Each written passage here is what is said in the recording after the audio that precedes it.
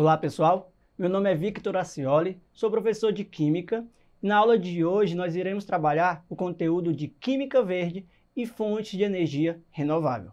Primeiramente, quando nós falamos de fontes de energia renovável, precisamos entender essa palavrinha, renovável. Se tem fonte de energia renovável, nós temos também as fontes de energia não renováveis. Tranquilo? Esse é um conteúdo bastante cobrado nas provas de Enem, pode ser cobrado na área de Química, de Física e até mesmo em Geografia. A primeira fonte de energia que nós iremos falar é energia nuclear. Energia nuclear faz parte das fontes não renováveis. Professor, o que são fontes renováveis e fontes não renováveis? O próprio nome já diz. Fontes renováveis é que você consegue renovar na natureza. A sua matéria-prima é renovável. Fontes de energia não renováveis é que você não consegue renovar com facilidade. A energia nuclear, que é o que nós vamos falar primeiramente, ela faz parte das fontes não renováveis e ela depende do urânio, do enriquecimento do urânio. Tranquilo? O processo de enriquecimento de urânio envolve a fissão nuclear. Esse conteúdo será visto melhor nas aulas de radioatividade. A fissão nuclear, ela libera grande quantidade de calor. E esse calor, ele é aproveitado para movimento de turbina nas usinas nucleares. Você precisa procurar entender vantagens e desvantagens de cada fonte de energia. Vantagem da usina nuclear é que não libera gases estufas. Quem são os gases estufas? CO2, CH4, CFC, tranquilo? E exige uma pequena área para construção. Então, isso é uma vantagem. Não precisa de uma área muito grande, né? Não precisa devastar uma área enorme. E nós também temos uma grande disponibilidade do combustível, que é o urânio. Tranquilo? Desvantagens. O lixo radioativo, a gente sabe, né? A radioatividade é um grande risco, né? Nós corremos grande risco de acidentes nucleares, né? E também eles precisam ser armazenados em locais adequados. Então, as grandes desvantagens da usina nuclear são essas. Além de que a água ela acaba sendo aquecida durante o processo de fissão e, gente, o aquecimento da água tem uma grande consequência, um grande problema, porque elevação de temperatura na água diminui a solubilidade do gás. Diminui o quê? A solubilidade de gás oxigênio na água. Então, os seres vivos precisam de oxigênio. Então, elevação de temperatura, diminuição de oxigênio dissolvido. Essa é uma grande desvantagem. Petróleo, você não pode chegar na prova do Enem sem saber sobre petróleo. O que é petróleo? Petróleo ele é uma mistura de hidrocarbonetos, tá? É uma mistura de hidrocarbonetos extraído lá no mar, também tem áreas terrenas, né, terrestres, e ela passa por etapas. Entenda comigo as etapas. O petróleo é extraído, então há a extração do petróleo. O petróleo ele é transportado para onde? Para as refinarias. Nas refinarias vai ser extraído o quê? Os constituintes do petróleo. Então, primeira etapa, extração. Segundo, transporte até as refinarias. E é onde, nas refinarias, que ocorre o quê? A extração de cada constituinte do petróleo, muito utilizado no nosso dia a dia. Tranquilo? E lembra, falou em refinaria, lembra de uma separação de mistura conhecida como destilação fracionada, onde o petróleo é aquecido e vai ser o quê? Extraído em partes, em frações, os constituintes do petróleo, de acordo com a diferença de temperatura. Tranquilo?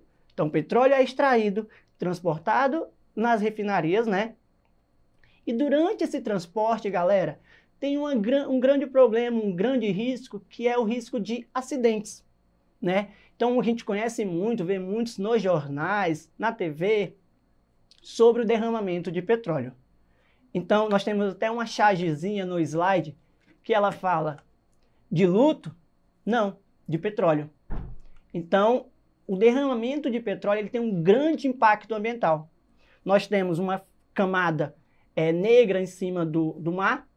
Essa camada negra impede a passagem da luz do sol para o mar, né? Impede o quê? Nós não temos passagem de luz, nós não temos fotossíntese. Se não temos fotossíntese, nós temos o quê? Diminuição de oxigênio na água, dissolvido na água, e um excesso de CO2. Então, impactos ambientais do petróleo tem isso. Diminuição de oxigênio dissolvido na água, além da grande contaminação na cadeia alimentar. Tranquilo? E falou em petróleo, vai ser cobrado de você também a palavra craqueamento. No que consiste o craqueamento? Craqueamento consiste a quebra de moléculas maiores do petróleo em moléculas menores. E esse processo de craqueamento ele é muito utilizado para poder suprir as necessidades da população. Óleo diesel também é uma fonte não renovável. Carvão, óleo diesel, usina nuclear, petróleo. O óleo diesel, ele também é obtido a partir da destilação fracionada do petróleo, que nós acabamos de falar, né? O óleo diesel ele tem grandes aplicações nos setores da indústria e de carro, né? Nós temos, o carro um carro é diesel, então é um combustível. Desvantagens do uso do diesel. Diesel tem grande quantidade de enxofre. Enxofre forma o que na queimada? Dióxido de enxofre. Dióxido de enxofre reage com a água da atmosfera e o que? Forma ácido sulfúrico, que contribui grandemente para a chuva ácida. Óleo diesel, como já falamos, ele é não renovável, porque ele provém do petróleo. Carvão é também um combustível não renovável. Uma das grandes desvantagens do carvão é que também tem um alto índice de enxofre. Galera, se o carvão tem um alto índice de enxofre, nós temos o quê? Contribui para a chuva ácida. Tranquilo? Entenda comigo, quanto maior a quantidade de carbono presente no carvão mineral, né, a sua combustão, maior vai ser a energia liberada. Tranquilo? Então, nós falamos de fontes não renováveis e iremos falar agora de biocombustíveis, que fazem parte das fontes renováveis, ou seja, que consegue ser renovado facilmente na natureza. O que são biocombustíveis? Todo combustível oriundo de fontes renováveis orgânicas, derivado da biomassa. Nós temos o bioálcool, o biodiesel e o biogás. Lembrando que não é diesel, é biodiesel. Tranquilo? Então, nós vamos falar de cada um deles a seguir. O etanol, que nós acabamos de falar sobre bioálcool, né? Ele é muito utilizado como combustíveis, como fonte até mesmo de bebidas, né?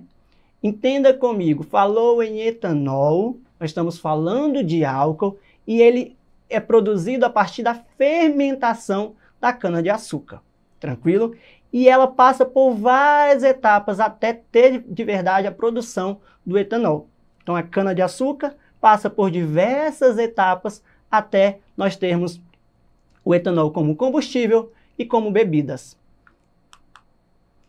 Nós temos o biodiesel, não é diesel, é biodiesel. É muito importante com que você entenda. O biodiesel ele é extraído, ele vem de óleos vegetais e gordura animal. Óleos vegetais nós temos mamona, soja, girassol. Gordura animal nós temos o sebo bovino ou a gordura suína. Entenda comigo, para ocorrer a produção de biodiesel, ela passa por uma reação orgânica, conhecida como reação de transesterificação. Tranquilo? Professor, o que consiste na reação de transesterificação? É quando um éster, reagindo com um álcool, né, vai formar o biodiesel, que também é outro éster. Então, nós temos um éster, olha aqui, ó, COO, produzido, né, a partir de outro éster, COO. Não esqueça da reação de transesterificação, que é a reação para produzir o biodiesel. Tranquilo? O biodiesel, galera, ele libera menos CO2 do que os combustíveis fósseis, então tem uma grande vantagem. Nós temos o biogás, né, constituído principalmente pelo metano. Opa! Um gás estufa? Vamos lá. Biogás constituído por metano, utilizado para abastecer residências, veículos, o setor industrial e até as usinas termoelétricas. Como que se obtém o metano? Através de aterros sanitários, excrementos de animais, né, onde os lixos são depositados. E você precisa também entender que o metano, o gás natural, ele pode ser produzido nos biodigestores. Não esqueça essa palavra. O que acontece nos biodigestores? Nós temos outros resíduos orgânicos, estrume, biomassa, que são restos de vegetais, são levados ao biodigestor e aqui acontece o quê? Uma digestão anaeróbica. O que é uma digestão anaeróbica? Onde as bactérias irão decompor a matéria orgânica na ausência de oxigênio. E essa digestão ela vai produzir fertilizante e combustível. Então, o produto da produção de gás natural nos biodigestores é o quê? Fertilizante e gás combustível. O gás combustível é o biogás. Não esqueça, biodigestores, nós temos a produção de fertilizantes e gás combustível. A prova do Enem gosta muito de trazer para vocês combustíveis, onde vai trabalhar a massa molar e vai trabalhar também a energia liberada em cada queima desse combustível. E ela costuma muito perguntar qual combustível tem maior ou menor impacto ambiental. Analise, olhe para o combustível. Aquele combustível que tiver mais carbono, mais CO2 ele vai liberar para a atmosfera. Aquele combustível que tiver menos carbono, menos CO2 ele vai liberar para a atmosfera. Mais carbono, mais poluente, ou seja, maior impacto ambiental. Menos carbono, menos poluente, menor impacto ambiental. Vamos colocar em prática essa questão, galera? Observa aqui, ela fala do lixo. E ela coloca o lixo na corrente elétrica, né, numa tomada. A charge ilustra a obtenção de energia elétrica a partir do lixo, fonte de um combustível conhecido como... Galera, o metano, ele pode produzir, né, ele serve como uma fonte de energia. Tranquilo? Então, é o quê? O metano é constituído de quem? Biogás, né? E o biogás é formado por metano e gás carbônico. Resposta correta, letra D. Tranquilo? A figura representa um processo alternativo para a obtenção do etanol combustível. Etanol é produzido quando? A partir da fermentação da cana-de-açúcar, né? Então, analisando aqui, nós temos primeira etapa, segunda etapa, terceira etapa, quarta etapa, quinta etapa. Em qual etapa ocorre a síntese desse combustível? Eu acabei de falar que ocorre na fermentação. Então, resposta correta, né, na etapa 4, letra D. Galera, não esqueça de você acessar a plataforma Eduque para ter mais acesso a essa aula e outras aulas e o material com a listinha auxiliar da aula de hoje.